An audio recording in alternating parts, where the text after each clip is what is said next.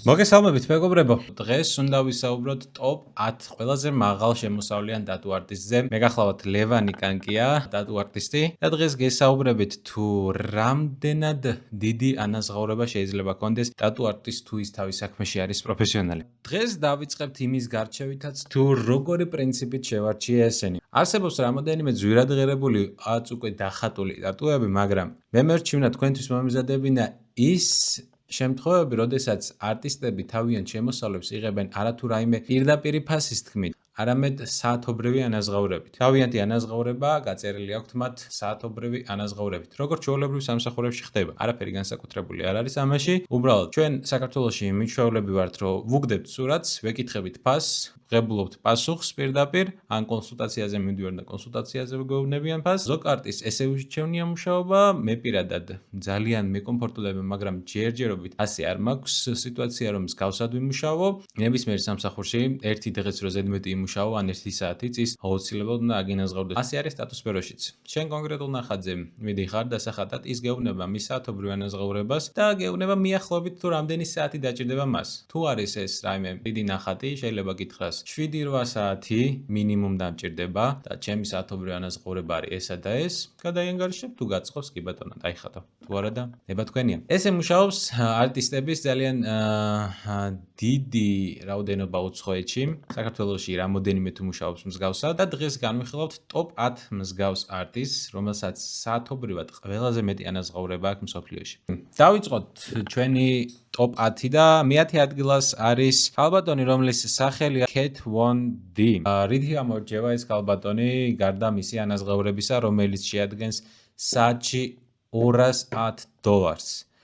ხო, $210 ალბათ საშუალო სტატისტიკურს თუ გადავხედავთ საქართველოს მოსახლეობის თვიური შემოსავლის ერთ პირზე, დაახლოებით 1.3 მეტი გამოდის ერთ დღის შემოსავალი. ნამდვილი სახელი, კატრინ ვონ დრაჩენბერგი არის, ხო, 1992 წელს დაიბადა. მუშაობა მან ტატუ არტისტად დაიწყო 16 წლის ასაკში. ასევე წერია, რომ გინესის რეკორდი აქვს მიღებული 24 საათში ყველაზე დიდი რაოდენობის სტატუს დახატვის, რომელიც შეადგენს 400. 24 საათში 400 სტატუს დახატვა, ალბათ რა ვიცი, წერტილებს ხატავდა ან რას ხატავდა, იქ საინტერესოა, იმიტომ რომ 400 სტატუს დახატვა 24 საათში აბსურდი არის. მაგრამ რადგან რეკორდი მყარდებოდა, რეკორდისთვის ეს შეიძლება. მას აქვს ერთი ძალიან საინტერესო ისტორია. იგი მოხდა სასამართლოში ტატუს დახატვის გამო. 2017 წელს თავისი მეგობრისთვის მას სურდა, რომ დაეხატა ჯაზის ლეგენდის მაილს დევიდსის პორტრეტი და ეს პორტრეტი ეკუთვნოდა ფოტოგრაფ ჯეფრი სედლიკს. ჯეფრი სედლიკმა 2021 წელს უჩივლა ვონდის, რადგან ეს სურათი იყო საავტორო უფლებების დარღვევა, რატო გამოიყენა ჩემი ნებართვის გარეშე და მე ამაში კომპენსაცია არანაირი არ ამიღიაო და მსგავსი, როგორც ხდება კანონიერი მოთხოვნილებები ჰქონდა მას. რა თქმა უნდა, ვერ მოიგო მან ეს სასამართლო, იმიტომ რომ ეს სურათი თითქმის 100,000-ობით და 10,000-ობით ჯაზის მოყვარულს ეს სურათი უკვე ან თავიანთ Facebook პროფილებზე ჰქონდათ გავრცელებული, ან უბრალოდ სურათად ედოთ მოეწონათ და რამოდენიმე 100,000-ობით ადამიანიც ანალოგიურად იქნებოდა გასასამართლებელი. ეს რა თქმა უნდა აბსურდი იყო, Kat Von D-მ რა თქმა უნდა სასამართლო მოიგო და ამით გახდა ასევე ის ცნობილი. ესეთი ინციდენტები ადამიანებს უფრო მეტად პოპულარულს ხდის. მსგავსი შემთხვევა თან პირველი იყო ტატუს ისტორიაში და საბოლოო იმედი მაქვს ვინმე არ გამოჩნდება ისეთი ავადმყოფი, ვინც მსგავს კომენტარს გააკეთებს. Kat Von D-ს შემდეგ მოვიდა ჯერი ჯონათან ვალენას ნამუშევრების განხილვის. John Boy ტატუ, ასეც უწოდებენ მას, ის საათში ღებულობს $300. ხო, მის ნამუშევრებს რომ გადავხედოთ, John Boy მინიმალისტურ ტატუებს ხატავს, ძირითადად ის არ ხატავს რაიმე დიდს, უზარმაზავს, სლივებს, კლიენ ზურგს და მსგავს ტატუებს ის არ ხატავს, ის ხატავს ძალიან მინიმალისტურ ტატუებს და მე თუ მკითხავთ $300 საქმე საათში ის ნამდვილად არ ასრულებს. მაგრამ ესე ხდება. ზოგს უღირს ამხელა თანხის გადახდა მსგავს რაღაცაში და ვერავის დავდებ ბრალს, მაგრამ ჩემი ობიექტური აზრით, ჩემი პირადი დამოკიდებულებით არ არის ეს $300 ტატუები საათში. კარგით, გადავიდეთ შემდეგზე. მერვე ადგილოსანი ტატუ არტისტი არის პოლ ბუთი, რომელიც ღებულობს საათში $310 მიახლოებით. მას ასევე აქვს თავისი წარმოების შავი საღებავი. ჩემთვის ერთ-ერთი ყველაზე გამორჩეული ტატუ არტისტი არის, რადგან მან ძალიან ადრეულ ასაკში, თუ არ ვშტები 16 წლის ასაკში დაიწყო ტატუების ატყვა. 1977 წელს ნიუ-ჯერსიში დაიბადა და მან ეგრევე პირველივე თუ მეორე წელს იპოვა თავისი მიმდინარეობა თუ როგორ სტილში უნდა დაეხატა. ასევე ის განთქმული არის თავისი ხატვის სისწრაფით და ასევე ძალიან კარგი შეხორცების ხარისხი აქვს მის ტატუებს. დარკ სურეალიზმის მიმდევარია, ძირითადად გოთიკური და ფსიქოლოგიურად მძიმე ნახატები აქვს. ძალიან დიდი რაოდენობით მომხმარებელი ყავს მის ნამუშევრებს. მისი კლიენტურა ასევე შედგება მეტალ როკ მუსიკოსებისა და სხვადასხვა ცნობილი ადამიანებისგან. ობლუცი საათობრივად ღებულობს $300, მაგრამ ჩემი აზრით ეს უფრო მეტად ღირს $300, ვიდრე მე-9 ადგილოსანის ნახატები. ხო, შემდეგი ჩვენს სიაში არის სტეფანი ტაიმეზი. სტეფანი ტაიმეზი ქალია, რომელიც ღებულობს $400 საათობრივ ანაზღაურებას. მისი ტატუები ძირითადად არის ტრადიციული მიდგომის, როგორც მე-9 ადგილოსანზე ვთქვი, რაიმე განსაკუთრებულს ის პირადად ჩემთვის არ ქმნის. როდესაც ტატუზე არის საუბარი, ან უნდა იყოს ძალიან მაღალი ხარისხის, რაღაცა განსაკუთრებული ნახატის, ან კიდე რაღაცა ისეთი ალღა უნდა კონდეს, რომელიც გაგიტაცებს, მოგანდომებს სტატუსს, მაგრამ ხარისხი ნორმალურია, განა იმას ვიძახი, რომ არ არის კარგი, მაგრამ მე ვიძახი ღირებულების ექვივალენტთან შედარებით, ანუ $400 ძალიან დიდი თანხაა საათობრივი ანაზღაურებით, მაგრამ მე თუ მკითხავთ ეს ნახატი, არ ვიცი რა, 3 საათი, 4 საათი მაინც ხო დაჭირდებოდა ხა ამ ადამიანს და მე თუ მკითხავთ ეს ადამიანი $1200 ამ ნახატში, არ ვიცი. თქვენით გადაწყვიტეთ. ჯერჯერობით კეთ ვონ დი და პოლ ბუთსი არის, რომელიც თავის ღირებულებას ამართლებს. ხო, ანელ გუპტა არის შემდეგი. ანელ გუპტა გვახლავს წარმოშობით ინდოელი ტატუ არტისტი, რომლის ნახატები მე ძალიან მომწონს, იმიტომ რომ არის, არ ვიცი, ალბათ ზედმეტად ბევრი დეტალებისგან შემდგარი ნახატი, რომელიც შეხორცების მერეც კი იდეალურად გამოიყურება, მაგალითად ეს ერთი კონკრეტული ნახატი, ალბათ მექას სტილი არის, რაღაც მსგავსი. აგვირდით, რამდენი დეტალი არის ახლა ამაზე. ეს კონკრეტული ნახატი არის შეხორცებული და შეხორცების შემდეგაც კი რამდენად კარგად გამოიყურება. ან ეს კონკრეტული ნახატი. თავისი სტილის მოყვარული არ ვარ, მაგრამ მე ვაფასებ შესრულების მხრივ. ძალიან კარგად ასრულებს თავის მოვალეობას, ძალიან ხარისხიანად. ძალიან წააგავს პოლ ბუთსის ნამუშევრებს ანილის ნახატები და მისი ანაზღაურებაც, საათში $450 არის. დამჯერეთ ეს $450 გადავიხადო მირჩევნია, ვიდრე სტეფანის რაღაც ნამუშევარში, ან კიდე ჯონათან ვალენა ვიძახი მე-7 და მე-9 ადგილოსნებზე, ანუ ამან რანაირი ნახატები ქონდათ, რა ვიცი, შეიძლება მე ვერ ხვდები და ღირს მართლა, მაგრამ არა, ობიექტურად რომ ვიმსჯელო, არ ღირს მაგდენის გადახდა. კარგი, გადავიდეთ შემდეგზე და შემდეგი არის, ეხლა იწყება ტოპ 5 ტატუ არტისტი, რომელიც საათობრივად იღებს ყველაზე მეტ ანაზღაურებას. ეს არის ემი ჯეიმსი, რომელიც საათში ღებულობს $500, ანუ $500. ემი ჯეიმსის ნახატებს რო გავეცანი, აქაც რომ ობიექტური ვიყო, არ ხატავს ეს ადამიანი $500 ღირებულების სტატუსს საათში. საათში $500 გადაიხდიდით თუ არა ამ კონკრეტულ ნამუშევარში. მე მაგ განხილული რამოდენიმე ტატუ არტისტის ვიდეოები შორტებში და TikTok-ზეც მიდევს, რომ დააკვირდეთ რამდენად მაღალი ხარისხის ნამუშევრები არის. მაგალითად ავიღოთ ვიქტორია ლიმ. ამ კონკრეტულ ადამიანებს, რომლებიც საათობრივად ამხელა თანხას ღებულობენ, უბრალოდ იმედები გაგიცრუდებათ და დაფიქრდებით, რომ აი ხალხი მართლა რა შეიხდის ამდენ ფულს. არ მგონია ესენი ნახატში იხდიდნენ ფულს, უბრალოდ ისინი იხდიან ამ თანხას, თქვან რომ აი ამ კონკრეტულ ემი ჯეიმსთან მაქვს ტატუ დახატული და ასე შემდეგ და ასე შემდეგ.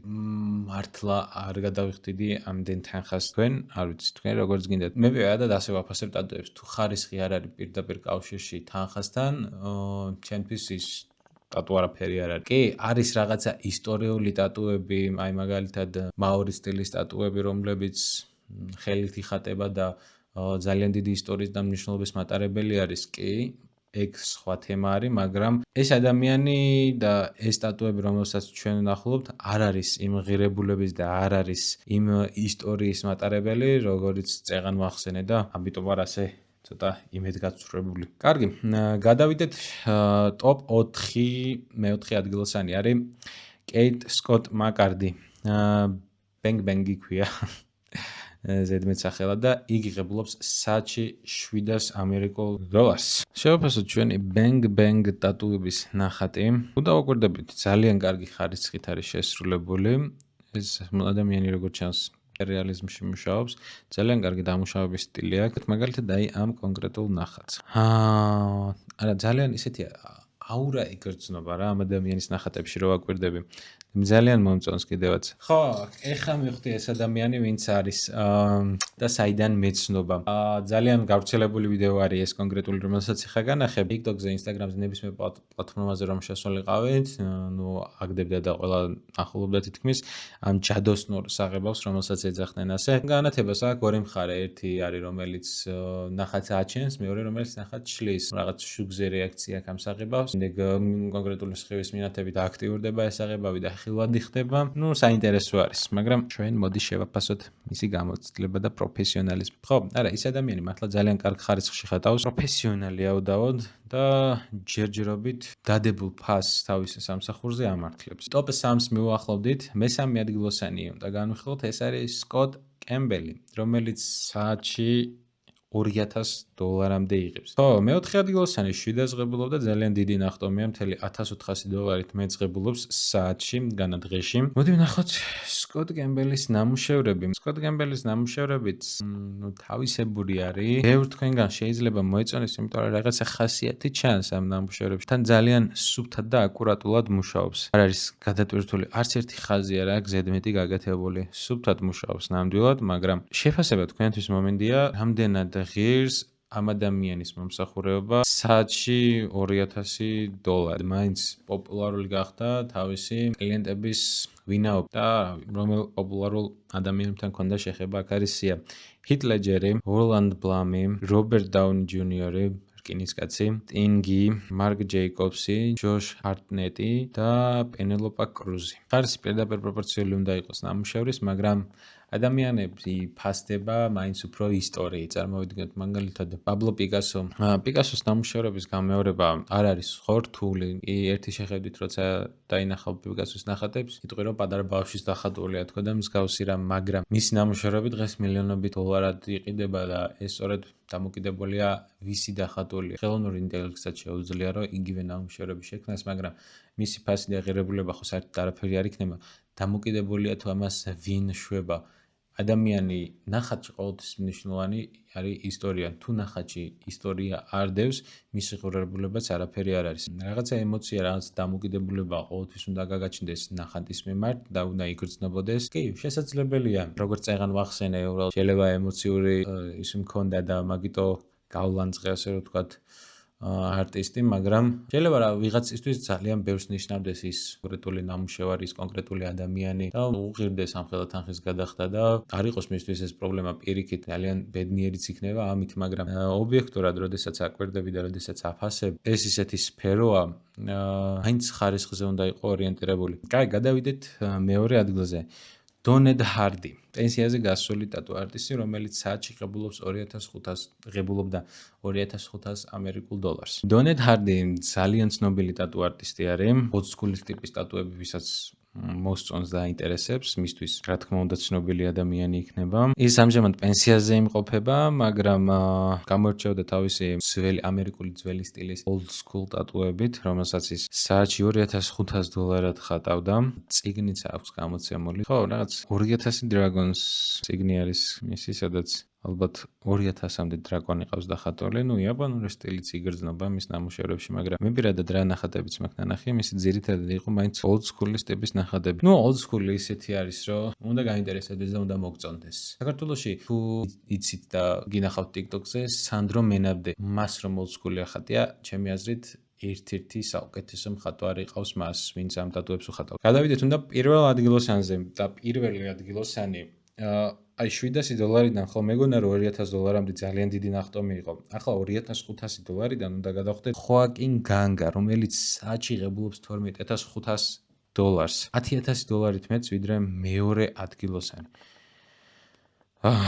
რა თქმა უნდა, ამხელა თანხას როდესაც ნახატში იხდი, უნდა იცოდე, რომ მიიღებ სასურველ შედეგს და არ ვიცი ახლა $12500 რო ათობრივ მუშაობაზე გადაამრავლო და 8 საათზე რო გადაამრავლო, მიახლოებით გამოდის $100,000. $100,000 მთელი დღის მუშაობისთვის და მთელი დღე არც არის საკმარისი რაღაცა კონკრეტული, სიტყვაზე მთელი ხელის დასამთავრებლად. დაჭირდება მინიმუმ 5 სეანსი, რომ ერთი მთლიანი ხელი დაასრულო. მინიმუმ არა, საშუალოდ. არტისტზე არის დამოკიდებული მაინც. საშუალოდ 5 სეანსი. 500,000 ნამუშევარი როგორ შეიძლება გამოეყურებოდეს? არ ვიცი, მაგრამ ეს ადამიანი ფაქტია, რომ დღეში ღებულობს $100,000 და ვათვალიერებ ახლა მის ნამუშევრებს და ხარისხი რა თქმა უნდა კარგი არის, უბრალოდ არ ვიცი რამდენად არის პირდაპირ პროპორციული თანხასთან, უბრალოდ ისევ და ისევ როგორც წინაზე ვახსენე, ფასი გამომდინარეობს ჩემთვის პირადად ხარისხისგან და შემდეგ ვინ ხატავს მას. მაგრამ ბევრი ადამიანი არის პირიქით, ტატუს შემთხვევაში ვიძახი ამას და რა მენახატების შემთხვევაში. განგას ასევე ქონია თავისი წარმოების შავი საღებავი, რომელიც დღეს $43. ნორმალური ფასია დადუს მელნისთვის. მე არ ვიცი ინტერნეტში რამდენად ზუსტად დებენ ამ ინფორმაციას, რამდენად სანდო არის, მაგრამ თუ არ არის სანდო, ყველას ერთი და იგივე რატო უწერია. ძალიან მაგრა ხატავს, ეხლა მის ნამუშევრებს ვაკვირდები, ნამდვილ ადამიანებთანაც აქვს მას ნამუშევარი. არ ვიცი თუ რაიმე ზუსტობა იპოვეთ ამ ვიდეოში, ვინ ამას ბოლომდე უყურა მას. და რაიმე ინფორმაცია არ იყო ზუსტი, დაწერეთ. ინტერნეტი არის, მაინც არ არის სანდო ყველა წყარო და მე მაქსიმალურად ვეცადე, რომ წყაროები ზუსტად შემერჩია და კარგად შემერჩია. ChatGPT-საც არ ვენდებ. ძალიან ბევრ სისულელეს წერს ხოლმე და არაზუსტ ინფორმაციას იძლევა, მთავარი არის გახაროს და ნებისმიერ რამეს დაწერს. სულ ეს იყო მეგობრებო ჩვენი ტოპ 10 ყველაზე ძვირადღირებული ტატუ არტისტი. დამიწერეთ კომენტარებში თქვენი აზრით, რომელი იმსახურებს მსგავს შემოსავალს ტატუს ინდუსტრიაში, რომელთან გადაიხდიდით მსგავსი ღირებულების თანხას საათობრივად და რომელი მათგანი არის თაღლითი. რაც შეეხება შემდეგ ვიდეოს, დაწერეთ კომენტარებში თუ გაინტერესებთ მსგავსი კონტენტი და რა გინდათ რომ შემდეგში იხილოთ. გელოდებით საინტერესო იდეებით კომენტარებში. აბა ნახვამდის. Arrivederci.